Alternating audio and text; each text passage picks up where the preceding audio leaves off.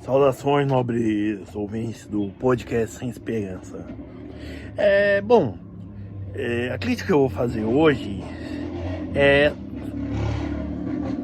em São Paulo não se fica 2 minutos sem ser interrompido.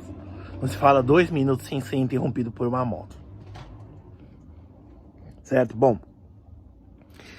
A minha crítica de hoje é para falar da situação da programação do SBT, certo? Que basicamente está um canal decadente, certo? Uma programação ruim, extremamente relaxada e preguiçosa, além de muito pouca inovação, certo? E assim, por mais que tenha conseguido coisas caras, por exemplo, a transmissão da Copa da Libertadores, que, diga-se de passagem, ela transmite bem preguiçosamente, por exemplo, dependendo do time que for, ela não transmite os jogos, certo? O SBT transmite quando quer, certo? Tem esses programas muito ruins, certo? Então, assim, eu digo que o SBT está em decadência. Isso a gente vê porque a média de audiência deles já está no terceiro lugar, certo? Já deixa eles no terceiro lugar, certo? E em alguns pontos, em alguns horários, principalmente da tarde, né? Ele é ultrapassado pela Band, certo? E assim, a Band, certo? Diga-se de passagem, está sendo a melhor emissora do Brasil, a minha opinião, que tem o melhor conteúdo para se assistir, certo? Isso quando eu falo na linha de show, na parte de entretenimento. Bom, e o que eu quero dizer com isso? Certo? É porque o SBT sempre apareceu com uma televisão que busca atingir as pessoas por um lado afetivo, certo? Só que hoje, atualmente, melhor dizendo, ele só produz programas de baixa qualidade. Na verdade, a única coisa que se dá vontade de assistir naquele canal é o programa Passo Repassa do Celso Portiolli, e não pela qualidade em si do programa, mas pelo fato do carisma enorme do apresentador, né? Celso Portiolli, na minha opinião, um dos melhores apresentadores que se tem no Brasil. Se fosse fazer um ranking, eu faria Faustão, Silvio Santos e Celso Portiolli, esse pódio, certo? E também pelos convidados que têm sido, na sua maioria, ou músicos ou influencers digitais, certo? Mas mesmo assim o programa continua pouco inovador, poucos quadros novos, poucas provas novas, e basicamente a pouca inovação que vem é por causa do patrocínio da Van naqueles jogos, quem arriscar ganhar mais, e comprar é bom, levar é melhor, certo? Então, certo, o resto da programação ao longo de toda a semana é simplesmente inassistível, certo? Vocês devem estar pensando, porque, por exemplo, eu não assisto TV a cabo, certo? Bom, primeiro porque isso pra mim, assistir TV a cabo, assistir TV aberta, dá quase no mesmo. Tirando quando você vai ver um filme em especial, não tem tanta diferença assim, certo?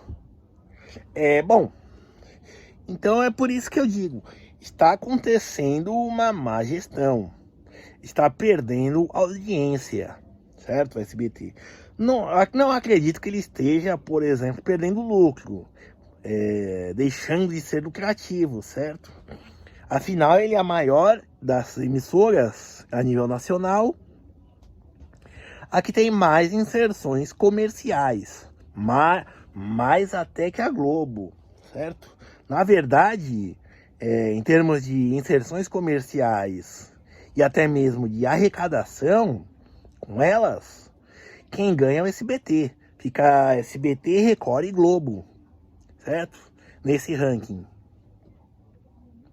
É óbvio que existem emissoras bem piores. Um exemplo disso é a Rede TV.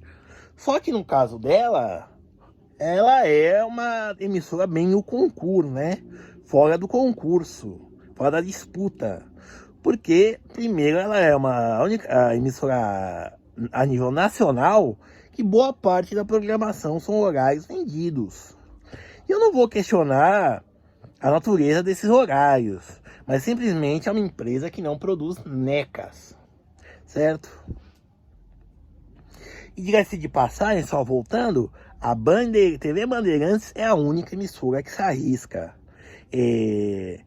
Por exemplo, certo? Quando ela trouxe o Faustão, quando ela trouxe o Zeca Camargo e por aí vai. Apesar dela não ter dado retorno, né? Afinal, ela não tem um apelo. O Faustão, por exemplo, que é saiu de 20 pontos de audiência média na Globo para 2,5 na Band, certo? É um programa que começou ruim, né? O Faustão na Band, mas que com o tempo foi se acertando e se tornou muito legal, certo? Com convidados interessantes, que nem assim, duas edições que eu gostei muito e que são surpreendentes, foram as participações do Guilherme Arantes e dos Paralamas do Sucesso, certo? Mas basicamente todos os artistas que vão lá são pessoas que fazem um show muito bom. E assim, só para voltar para os Paralamas e o Guilherme Arantes, é o seguinte, o show deles foi tão bom, de tanta qualidade, com tanta empolgação, mostrando o nível de qualidade desses artistas, que o Faustão nem conseguiu falar. Eles encavalavam uma música atrás da outra, certo? Aí, por exemplo, eles estavam conversando, aí já começava a tocar, o Guilherme Arantes já começava a mandar uns acordes no piano dele, e a cantar com a banda, o Faustão, e por incrível que pareça, o Faustão é interrompido por ele, certo? E também eu fiquei sabendo que por causa da sua pequena audiência, o Faustão tem dificuldade para ajudar alguns artistas que ele ajudou a alavancar. Mas até aí, tudo bem, porque, por exemplo, muitos artistas de qualidade ou de popularidade foram lá. Por exemplo, como eu já disse, como chama? O Guilherme Arantes, Paralamas do Sucesso, quem mais? O Pablo Vittar, que é um artista pop, não vou questionar a qualidade porque não vem ao mérito, mas é um artista muito popular, certo? Isso entre outros. Então, assim, é um programa que foi se acertando. E assim, Então, bom, e agora voltando ao SBT. Eu não sei qual é o motivo dessa baixa qualidade do SBT. Mas eu não sei se é, por exemplo, a ingerência causada pelo autocrata do canal, que é o Silvio Santos, ou se é porque as filhas ficam metendo bedelho, né, na programação. É que nem, por exemplo, o programa da Patrícia Bravanel, Vem Pra Cá, que mudou 6 vezes de horário até ele ser arrancado do ar, porque aquele programa era muito ruim, certo? Aí eu me dediquei a assistir 15 minutos dele E foi uma coisa muito enfadonha, mas enfadonha mesmo. Estavam mostrando técnicas dessas que a gente vê na internet, para cortar melancia com fio dental, certo? E o que mais? E também aquela velha que apresentava o Bom Dia e Companhia, certo? Que é basicamente a Silvia Bravanel, que é basicamente uma pessoa soberba, que gostou de aparecer na TV, certo? Ela era sempre...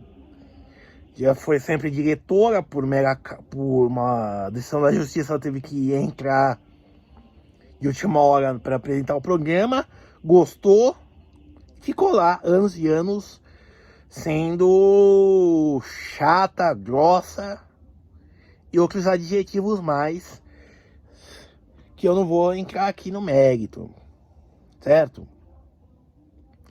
Então, assim, e bom, por que eu digo isso? Contestar a televisão, certo? Porque, ao contrário da internet, assistir televisão é uma coisa passiva mesmo, certo? Você basicamente liga a TV e deita no sofá ou na cama, independente de onde esteja o seu aparelho, e aí você escolhe um canal e deixa lá. Não é que nem na internet que você passa horas assistindo, procurando no catálogo seja do YouTube, Netflix, Prime Video e afins, para assistir alguma coisa. Não, na TV você vai lá e só bota em determinada emissora e vai assistindo. E bom, e como eu disse, né, certo?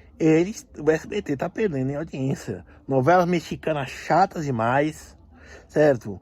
Programas sem a menor criatividade, quadros velhos e uma série de outras...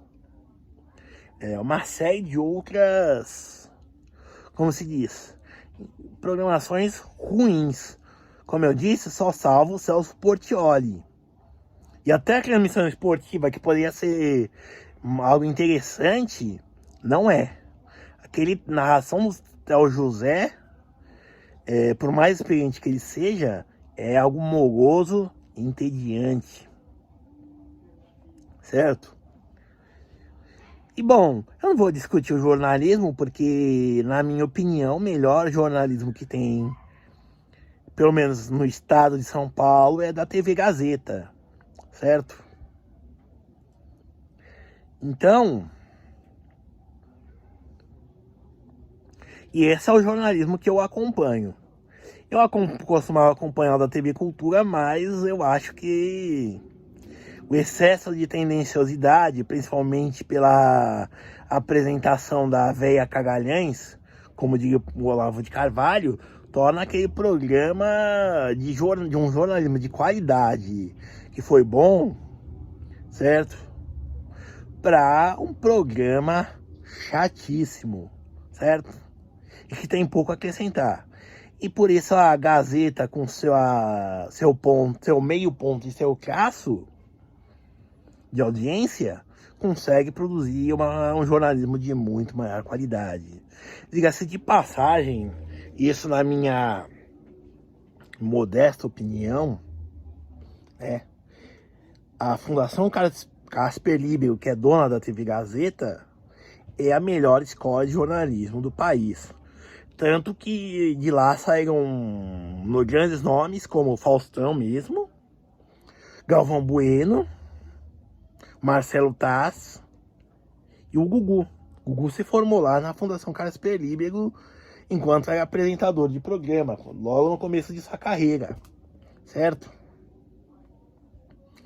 Bom, e eu falo isso, como eu já disse, porque realmente tem que se pensar no entretenimento. Até aquele programa, como se diz, Casos de Família, que sim, aquilo é entretenimento. Não vou questionar se é verdade ou não, porque já demonstrou que é. Que nem tem, por exemplo, gente que vai num programa no SBT, depois vai na Rede TV. certo? E assim o SBT, ele caiu muito de qualidade. É que nem era muito bom Ratinho quando, por exemplo, ele fazia aquelas reportagens esdrúxulas de gente invadindo o cemitério, transando em cima de túmulos, né? Quando o teste de DNA tinha mais barraco, o pessoal tacava microfone um no outro, dava porrada no Ratinho, né? E mostrava aquelas reportagens criminosas esdrúxulas. É que nem eu não lembro do nome do bandido, mas é um que sequestrou uma criança, tem o vídeo no YouTube, né? Um bebê de 3, 4 anos, né? E ele apertou a barriga dessa criança até ela defecar, obrigou ela a comer as fezes, bateu nela e por fim deu um abraço nela, certo? Obviamente isso é apelativo, mas é interessante de se ver, certo? É bem mais informativo, é bem mais atrativo do que se tem hoje no SBT, certo? Do mais, é isso, é só isso. Eu espero que o canal se recupere, volte a investir, e não só esse investir com qualidade, porque uma coisa é você gastar dinheiro com bobagens, outra coisa é você fazer um investimento inteligente, certo? Mas também quem sou eu? Não sou o Walter Clark para dizer o que eles devem fazer. Eu sou Urbano Agronopausa, esse foi o podcast Sem Esperança. Até mais.